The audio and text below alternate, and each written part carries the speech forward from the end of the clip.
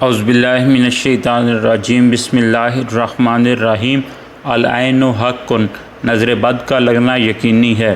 جس طرح کوئی آدمی کسی پر کوئی گندگی پھینکے تو گندگی سے اس کے کپڑوں کا خراب یقینی ہے، یا کسی کو کوئی زہر کھلائے تو اس کا زہر کا اثر یقینی بالکل اس طرح نظر بد کا اثر بھی اس دنیا میں یقیناً ہوتا ہے۔ نظر بد دور کرنے کا وظیفہ ابن عساکر میں ہے کہ جبرائیل علیہ السلام حضور صلی اللہ علیہ وآلہ وسلم کے پاس تشریف لائے۔ آپ صلی اللہ علیہ وآلہ وسلم اس وقت غمزدہ تھے۔ سبب پوچھا تو فرمایا حسن اور حسین رضی اللہ تعالی عنہما کو نظر لگ گئی ہے۔ فرمایا یہ سچائی کے قابل چیز ہے، نظر واقعی لگتی ہے۔ آپ نے یہ کلمات پڑھ کر انہیں پناہ میں کیوں نہ دیا؟